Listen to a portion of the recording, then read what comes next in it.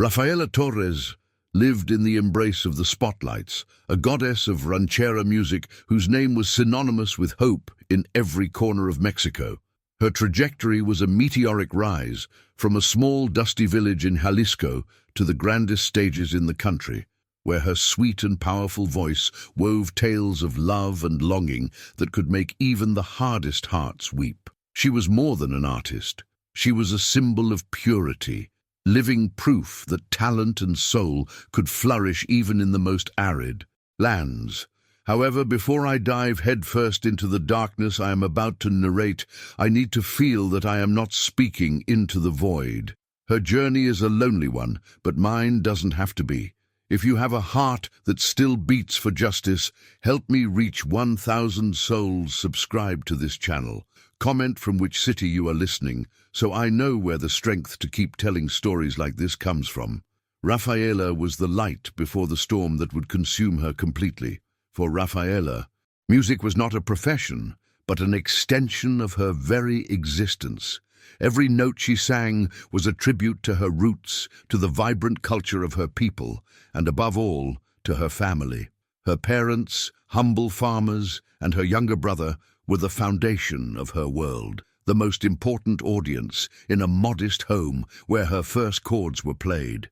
They saw in her not just a star, but the materialization of all their dreams. Her father, a community leader, respected for his unwavering integrity, taught her about the strength of the land and of honor.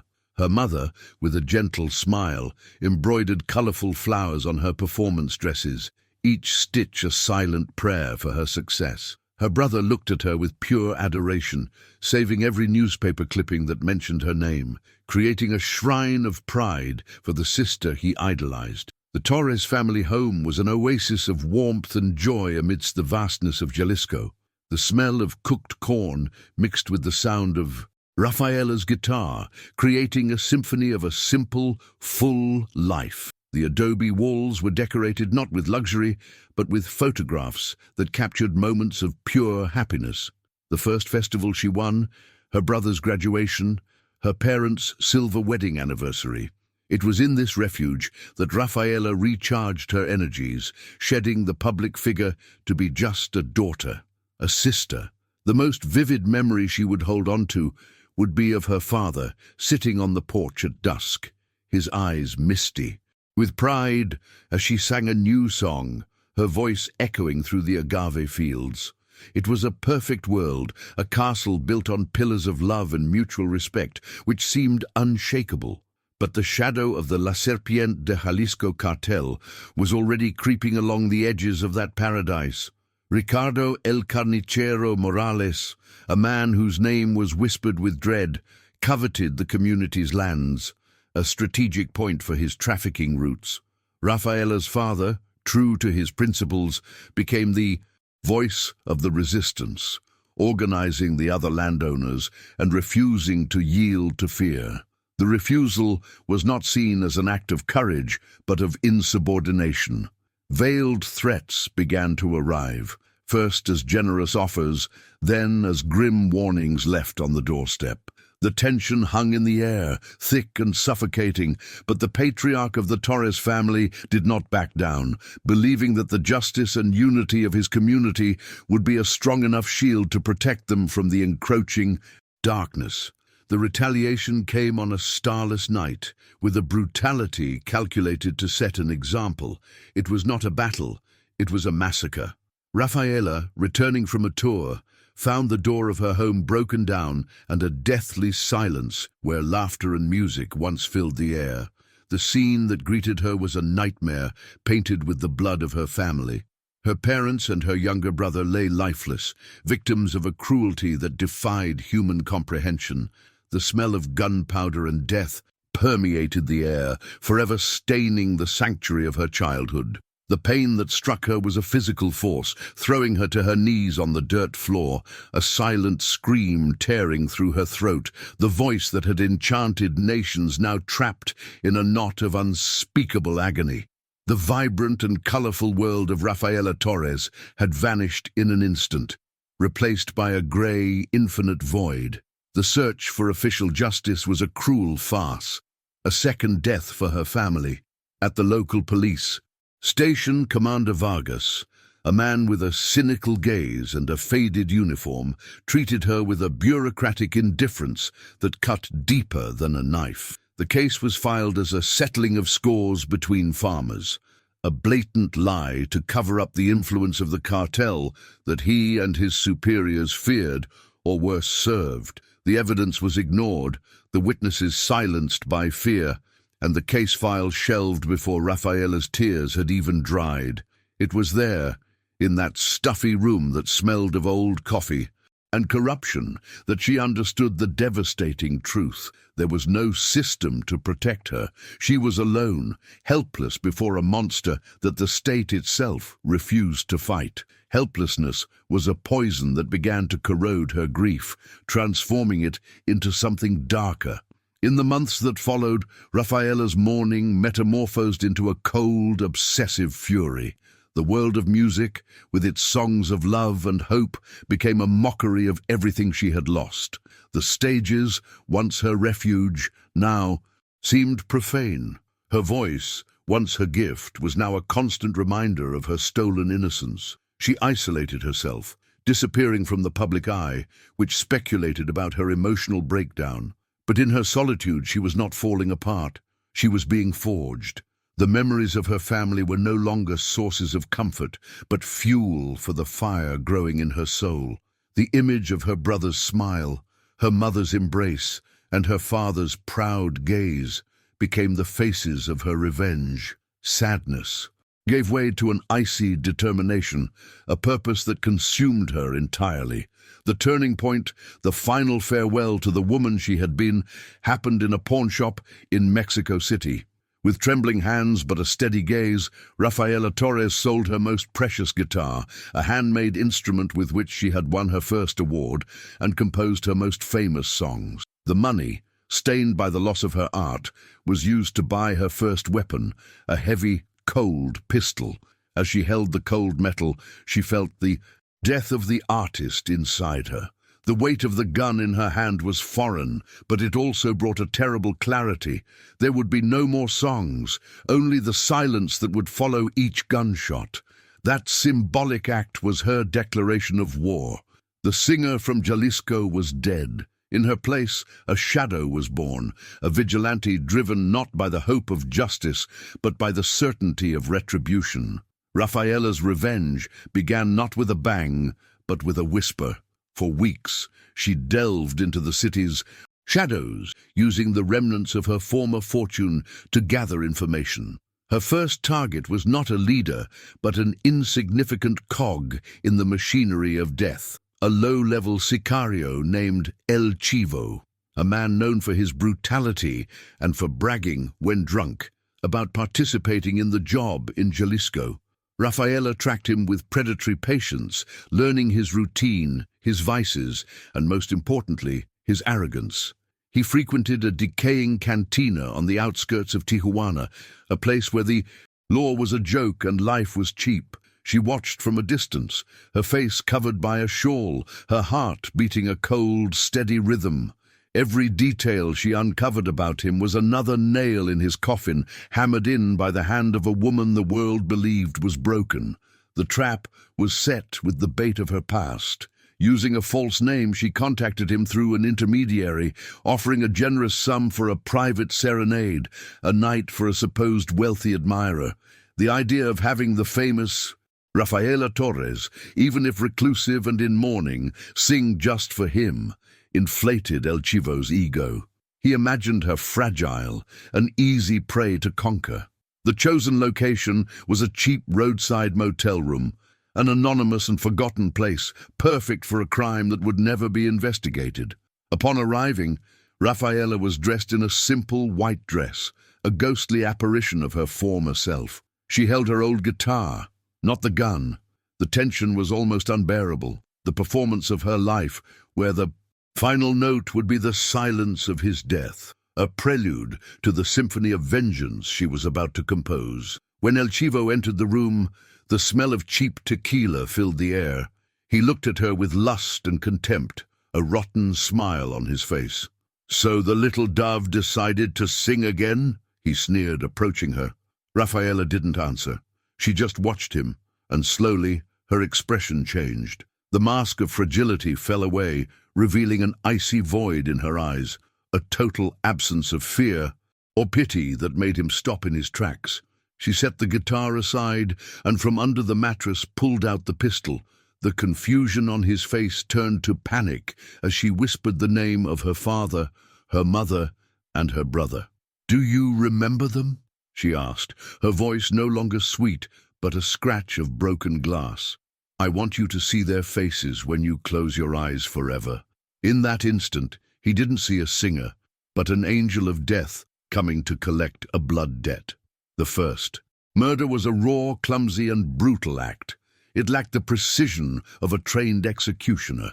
When El Chivo, in a surge of adrenaline, lunged at her, Rafaela's shot hit him in the shoulder, not the chest. The sound of the gunshot was deafening in the small room, and the man fell screaming, more shocked than mortally wounded. A desperate struggle ensued. He dragged himself across the floor, trying to reach her, and she, in a state of panic and revulsion, fired again and again. The scene was a blur of blood, gunpowder, and primal fear.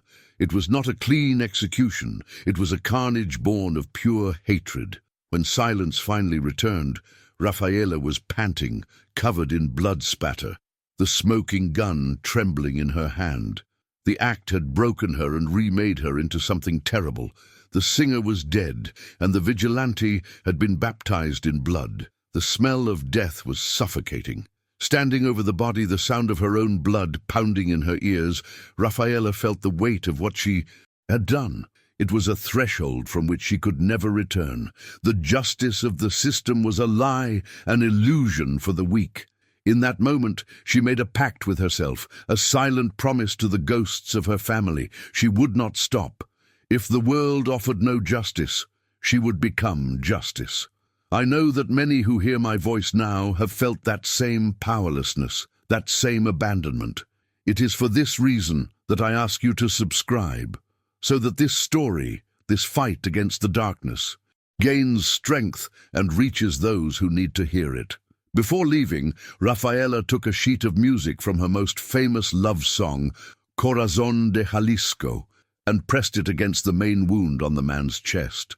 The ink and blood mixed, creating her signature.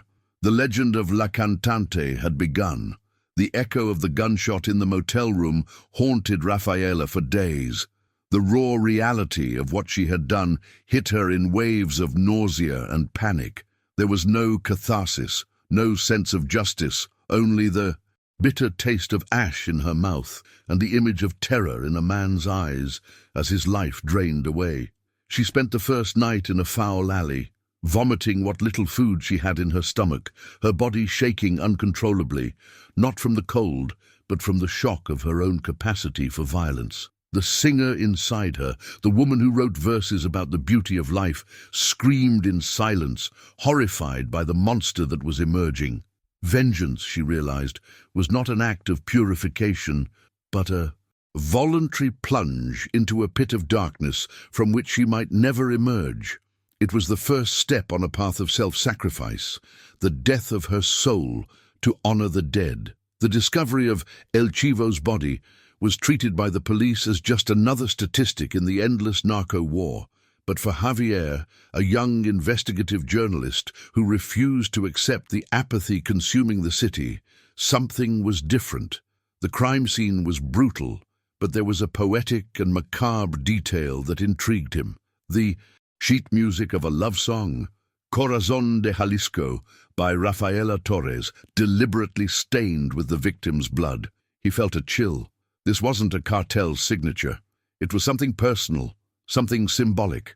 While his colleagues in the newsroom were content with the official press release, Javier started digging, sensing that beneath the surface of this death lay a much deeper and more tragic story, a narrative of pain that was screaming to be told. He didn't know it yet, but he had just found the thread that would lead him to the legend of La Cantante.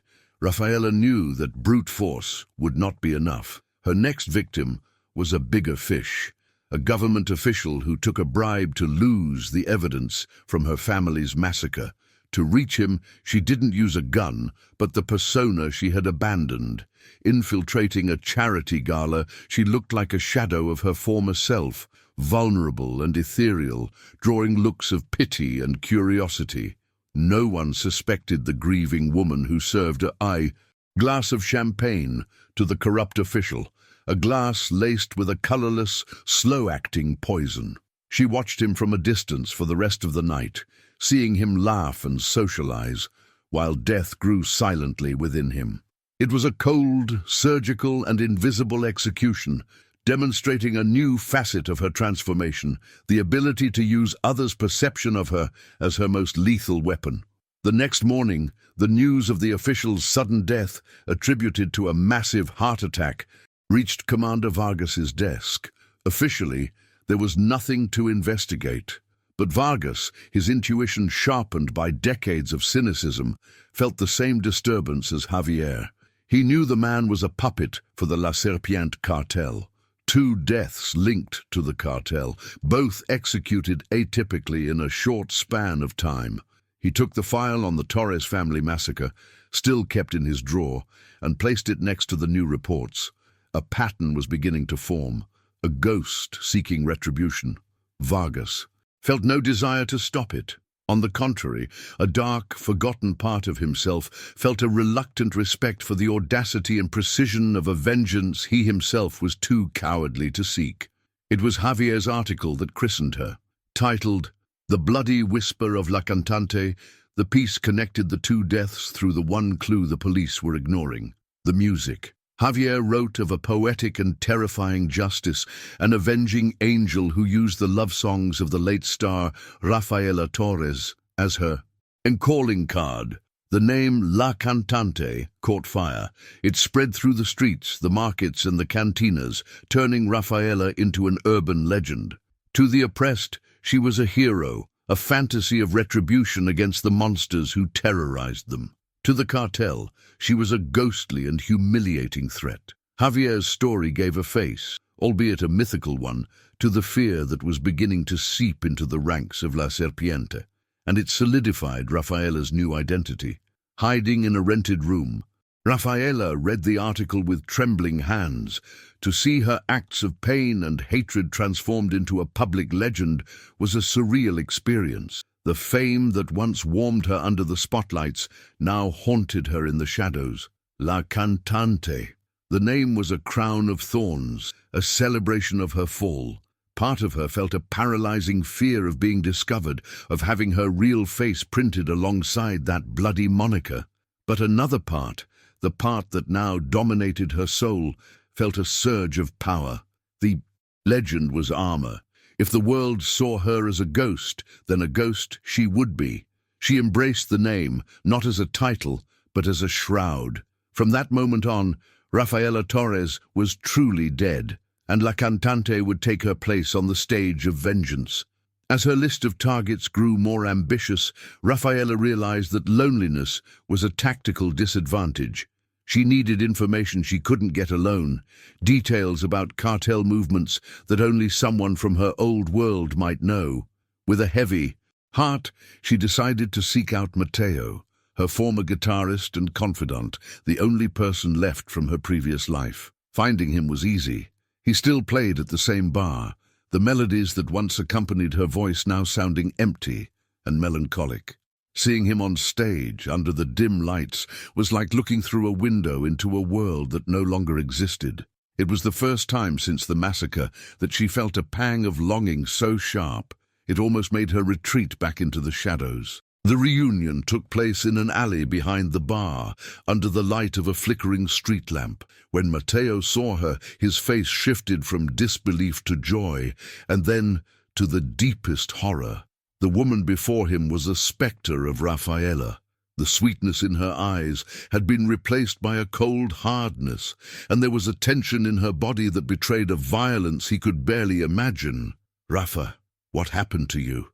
he whispered, shock paralyzing his limbs. He tried to hug her, an instinctive gesture to comfort the friend he loved, but she recoiled, as if the touch might burn her. The chasm between them was vast, filled by the ghosts she carried and the innocence he still held, making any physical connection a painful impossibility. The conversation that followed was fraught with pain and desperation. Mateo, with tears in his eyes, begged her to stop. He had read the papers, heard the rumors about La Cantante, and his heart refused to believe it. "This isn't justice, Rafa. It's suicide. You're becoming just like them," he argued, his voice breaking. He offered her everything he had, an escape, money, a chance to disappear and try to find peace somewhere else, far from this cycle of blood and hatred. For a brief moment, the offer tempted her. The image of an anonymous life, without the weight of vengeance, flickered in her mind like a mirage. It was the hand of her past, reaching out to save her from the abyss. One last chance to choose a different path. But the woman he knew no longer existed. In a voice devoid of emotion, Rafaela refused the offer. "Peace?" She repeated the word as if it were a foreign language. "There is no peace for me, Mateo. They took everything. The only thing I have left is making sure they pay in kind." She explained her mission not as a choice, but as a sentence. It was the only logic her broken world allowed. Then, with a coldness that wounded him deeply, she changed the subject, asking for information about an event promoter who laundered money for the cartel, a man they had known in their band days. She wasn't there for friendship or solace. She was there for a tactical advantage, using the last bridge to her past as a weapon. Mateo, heartbroken, gave her the information she wanted. He saw in her eyes that any appeal to the woman he loved would be futile. She was lost to him, consumed by a darkness he couldn't reach. "Be careful, Rafaela," was all he could manage to say before turning and walking away, leaving her alone in the alley. That goodbye was another death for Rafaela. Mateo was the last melody of her old life, and by using and pushing him away, she severed the final thread connecting her to her humanity. The cost of her war was becoming terrifyingly clear.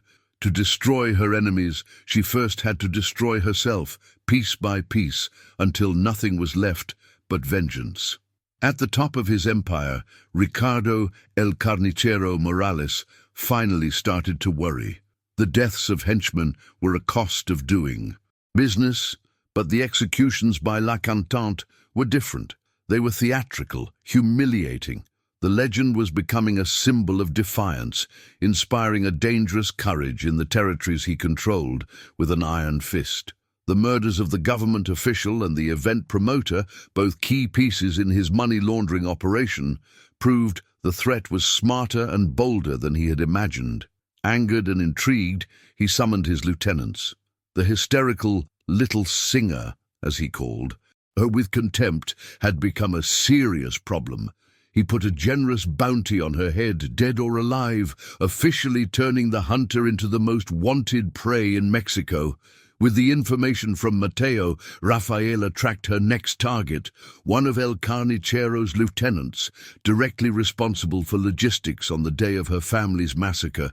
This time, she needed more than a death. She needed answers, names, the structure of the organization. The execution could not be quick. In an abandoned warehouse on the border, she captured him. What followed marked a new and terrible descent on her journey. For the first time, she used torture. The methods she employed were cruel, mirroring the story she had heard about the cartel itself. Every scream from the man was a dissonant note in her symphony of pain, and every piece of information he revealed was another step deeper into hell. She was becoming the monster she hunted. After extracting every name and location the man knew, she silenced him forever. But when the silence finally fell over the warehouse, there was no relief. Rafaela looked at her hands, covered in blood, and at the instrument of torture she had used, and felt an overwhelming wave of self-loathing. She approached a puddle of dirty water on the floor and stared at her reflection. The face that looked back was that of a stranger, the eyes empty, the mouth a hard line, the soul visibly fractured. In that moment of horrifying clarity, the weight of her sins crushed her. What have I become? The question echoed in the void of her being. Sometimes, in the silence of the night, I feel my own story consuming me, and sharing these accounts is what keeps me from getting completely lost. I thank every one of you who subscribes, because you remind me that there is still light, even when I can only see the darkness. While Rafaela wrestled with her inner demons, Javier's investigation gained unexpected momentum. One night, an anonymous envelope was left on his desk. Inside was a single sheet of paper with 3 words, Massacre, Torres family. The tip was clearly from someone inside the system, someone who wanted the truth to come out. Javier dove into the old files, unearthing the poorly investigated case of the famous singer's family. The pieces began to fall into place with shocking clarity. The timeline, the connection to the cartel, the disappearance of Rafaela Torres shortly after the tragedy. He realized that the story of La Cantante was not about a mythical figure, but about a real woman, a victim transformed into something terrible by grief and a failed system. He was dangerously close to the truth. The bounty from El Carnicero put every killer and informant in the region on her trail. One night, a trap was set. False information about a cartel meeting led her to a dead-end alley. Suddenly, car headlights blinded her, and a hail of bullets began. She was no longer a hunter in control of the situation. She was prey fighting, desperately for her life. Her skill, born of instinct and necessity, kept her alive. She moved through the shadows, firing with a precision she didn't know she possessed, her body fueled by pure adrenaline. The shootout was short but brutal. She managed to escape, but not unscathed. A bullet had grazed her side, leaving a trail of blood as she disappeared into the night. The physical pain a welcome distraction from the pain in her soul. Wounded and bleeding, Rafaela staggered through the streets, until she found refuge in the most unlikely of places, an old, abandoned church, its creaking doors open like the arms of a forgotten god. She collapsed onto a dusty pew, moonlight filtering through the broken stained-glass windows and painting ghostly patterns on the floor. The place smelled of old incense and decay. There, in the silence of God's house, she tried to staunch the bleeding, her face contorted in pain. The irony of the situation was not lost on her. A murderer seeking sanctuary, a fallen angel kneeling before a broken altar. She looked up at a statue of a Virgin Mary with a cracked face and wondered if there was still any hope of redemption for a soul as stained as hers. Commander Vargas was the first to arrive at the scene of the shootout. His men catalogued the casings and the bodies of the cartel members. Amidst the chaos, he found something that made his blood run cold. A piece of blood-soaked fabric from a shawl caught on a barbed wire fence. It was a simple fabric, but he recognized it from Rafaela Torres's missing person file.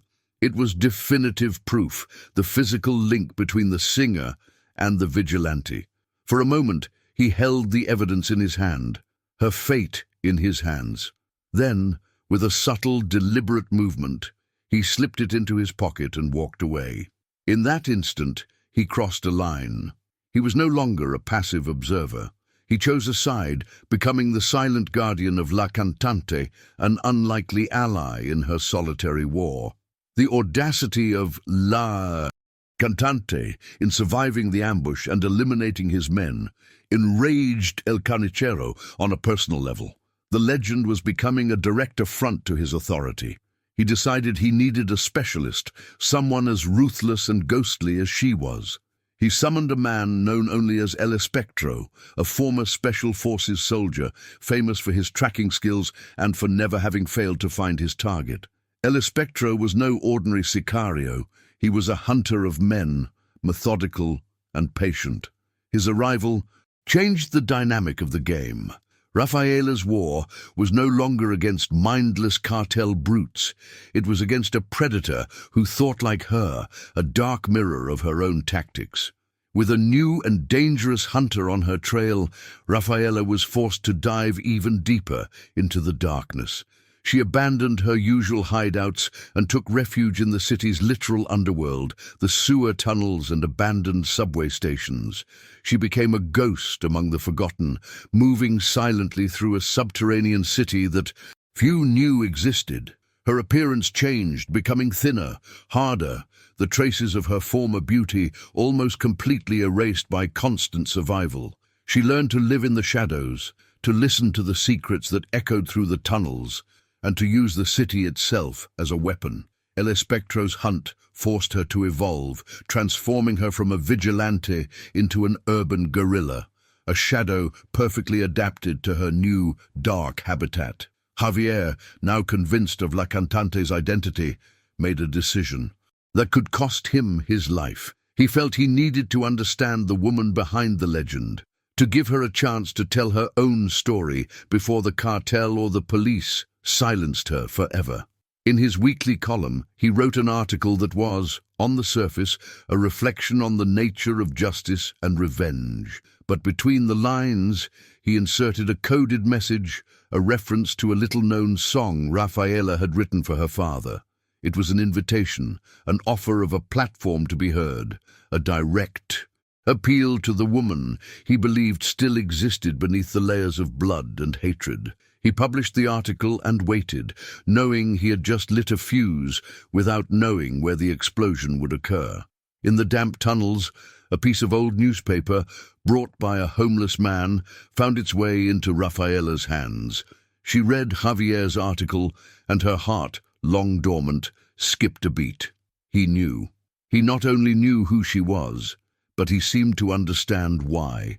The coded message was like a voice from a distant past, a reminder of who she had been. The idea of talking to him was incredibly dangerous. It could be a trap, an exposure that would lead to her death. Yet, the prospect of her story being told the right way, of the world knowing that her family was not just a statistic, but beloved people whose loss broke the world, was a powerful temptation. For the first time, she considered the legacy of her actions. The silent alliance between Rafaela and Vargas was solidified when he saved her. The commander discovered through an informant the location of an observation post El Espectro had set up to watch an area where he suspected Rafaela was hiding. Unable to contact her directly, Vargas used a risky method. He orchestrated a loud, fake police raid on the adjacent building, creating chaos that forced El Espectro to reposition and, crucially, revealed his presence. Rafaela, watching from the shadows, understood the message instantly. The cynical cop, who had dismissed her at the start of her journey, was now risking his own neck to keep her alive, an act of silent redemption in a world where honor seemed extinct. Far from the battlefield, Mateo lived tormented by guilt and fear. The image of Rafaela, transformed into a specter of vengeance, wouldn't let him sleep. He felt powerless, but he knew he had to do something, anything, to help the friend he had lost. Using his old contacts in the music world, he found out about a large cartel drug shipment that was to be transported, hidden in sound equipment for a festival. In an act of desperation and courage, he made an anonymous tip to the federal police, ensuring the information wouldn't fall into the hands of the corrupt local police. His intention was not just to disrupt the cartel, but to create a massive distraction, a fire that would force El Carnicero and his hunters to divert their attention, giving Rafaela a window of opportunity. The news of the massive drug seizure, a financial and logistical blow to the cartel, reached Rafaela through whispers in the tunnels. She knew instinctively that this was Mateo's doing. He had given her a gift, chaos. At the same time, Vargas's warning about El Espectro made her aware that her time for hiding was over. Running and reacting was no longer an option. It was time to take the initiative. With the cartel in disarray and her main hunter temporarily focused on other priorities, a unique opportunity presented itself. She would no longer hunt the pieces on the board. She would go directly for the king. The decision was made. She would use the distraction from Mateo and the intelligence from Vargas to do the unthinkable. stop running, and launch the final assault on El Carnicero's fortress. Ricardo El Carnicero Morales's fortress was an island of opulence in a sea of misery, and on that night it pulsed with life. The music, ironically a ranchera melody reminiscent of the ones Rafaela used to sing, poured over the manicured gardens where corrupt politicians and businessmen toasted with the devil himself. Moving among them, Rafaela was a ghost. Dressed in a black waitress uniform, her face partially obscured by a tray she held with steady hands, she was invisible, a servant among masters. Every smile she forced, every glass she filled, was an act of control over the fury that threatened to overflow. Her senses were heightened to a superhuman level, mapping escape routes, timing the guards' patrols, her heart beating a slow, deadly rhythm, in preparation for the silence she was about to create in the center of that noisy party. Using the event's distraction and the compound's blueprints provided by Vargas, she navigated the service corridors, a shadowy network operating beneath the party's glitter. Every step was deliberate, every shadow an ally. She reached El Carnicero's private wing, the heart of his empire, guarded by two men whom she neutralized with silent, brutal efficiency, hiding their bodies in a closet. The door to his office stood before her, made of solid wood and arrogance. From within she could hear his voice, low and smug. As she turned the handle, the sound of the party seemed to recede to a distant hum. The outside world ceased to exist. When she closed the door behind her, the click of the latch was like the starting pistol for the final act of her personal tragedy, sealing the two of them inside a tomb. El Carnicero had his back to her, pouring himself an expensive brandy. As he turned, his first look was one of confusion, followed by a slow, sadistic smile of recognition. He felt no fear. He felt like a king before a rebellious peasant. "La Cantante," he said, her name dripping with contempt. "I should have known a cockroach like you would be hard to crush." He leaned back in his leather chair, the apex predator, and began his psychological assault. With graphic, cruel detail, he described the death of her family, mocking her mother's scream, her father's useless bravado, the fear in her brother's eyes. He wasn't just confessing, he was trying to strip her bare, to break her spirit, to drag her back to that moment of horror and helplessness, to prove that in the end she was nothing more than the scared little girl he had orphaned. His words were knives of ice, each one piercing the scars on her soul. The memories which she had forged into fuel for her rage returned in their original form, pure, devastating pain. The image of her little brother's face flooded her mind, and, for the first time in a long time, the armor of La Cantante cracked. Hot, silent tears of unbearable agony began to stream down her face. A sob escaped her lips, a heart-wrenching sound that was the antithesis of the legend she had become. El Carnicero laughed, a low, guttural sound. He had done it. He had broken her. In that moment, he saw her not as a threat, but as the final proof of his absolute power over life and death, over pain and the human spirit. He stood up, ready for the final blow. But what he saw as weakness was, in fact, a purification by fire. In the depths of her grief, Rafaela did not find collapse, but a terrible, absolute clarity. The tears dried instantly, and the sound of her sob was replaced by a deathly silence. The gaze she fixed on him no longer held pain or anger, only the emptiness of a final verdict. When he moved towards her, she moved with a speed born of desperation and certainty. The fight was ugly and primal. He was stronger, but she was faster.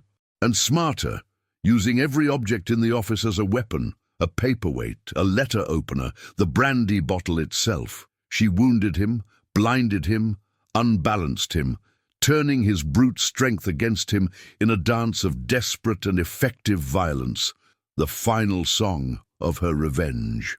He fell, the great El Carnicero, panting and bleeding on the expensive Persian rug, the look of arrogance finally replaced by animalistic panic. Rafaela stood over him, the gun in her hand, aimed steadily at his forehead. This was the moment she had visualized 1,000 times, the climax of her existence. The ghosts of her family were there, in the silence of the office, waiting. She could pull the trigger, give him the brutal end he deserved, and forever become the monster he forced her to be. "Please," he choked out, his voice a pathetic shred, trying to appeal to a mercy he had never shown. The conflict within her was a tempest, the final struggle between the daughter who loved and the murderer she had become. Her decision was made in the blink of an eye, a choice that redefined the nature of her vengeance. She did not pull the trigger. Killing him would be a gift, a quick end to his suffering. Instead, she leaned down and whispered in his ear, her voice colder than the steel of the gun. "Death is too good for you." With swift, precise movements, she did not take his life, but his identity. She shattered his knees and his hands, ensuring he would never again walk like a king or hold a weapon. Then she activated a recorder where his sadistic confession was captured and threw it into the center of the room. "Your men will hear how you cried," she said, "and they will see you like this. Your empire won't be destroyed by me. It will be devoured by its own wolves." She left him alive, but crippled, humiliated, and sentenced to a much slower death at the hands of those who once feared him. As El Carnicero's fortress imploded in a chaos of betrayal and violence, Rafaela disappeared into the night. She moved through the shadows, leaving behind the party, the mansion, and the life that had consumed her.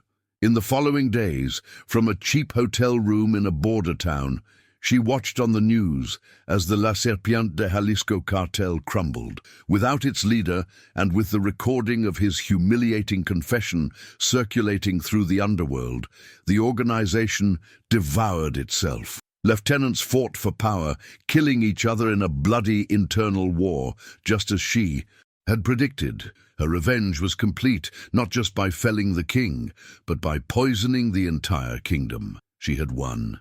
Yet, as she turned off the television, the silence that filled the room brought no peace, only the confirmation of her absolute, overwhelming emptiness. The war was over, but peace would not come. The legacy of La Cantante was cemented by Javier's final article.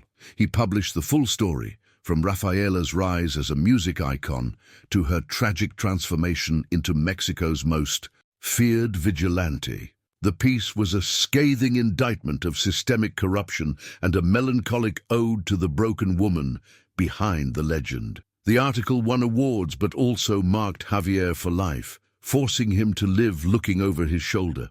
Far away, Commander Vargas read the news, folded the newspaper, and quietly retired, taking his secrets with him. And Mateo, upon hearing El Carnicero's fate, felt no joy, only a profound sadness. He lit a candle in the local church, not for Rafaela's soul, which he believed was already lost, but for the memory of the girl who once sang of love in Jalisco. For Rafaela, the end of the hunt was not a liberation, but a sentence to a new kind of prison. The purpose that had driven her, the fury that had kept her warm on the coldest nights, had been extinguished, leaving behind only the ashes of her former life. The ghosts of her family, who once screamed for vengeance, now haunted her with the silence of their permanent absence. She discovered the cruelest truth of revenge. It doesn't heal, it doesn't restore, it doesn't bring back the dead. It is just another layer of loss, the loss of oneself. With no enemies left to hunt, she was forced to confront the reflection in the mirror, the woman with the eyes of an old soul and hands stained with blood that would never wash away. Victory tasted like the bitter ash of total annihilation of both her enemies and her own soul. Months later, in a small, sun-drenched coastal town, a woman with hardened features and a distant gaze stopped before the window of an antique shop. Inside, hanging on the wall, was a yellowed, faded poster from her first-ever concert. Rafaela Torres, the voice of Jalisco. She looked at the smiling face of the young woman on the poster, a stranger from a life that seemed to belong to someone else. She was no longer that singer nor the vigilante. She was just what was left. To tell this story, to follow her steps to this very moment of silence, is a reminder of how thin the line is that separates us from the darkness. If you have felt the weight of this journey,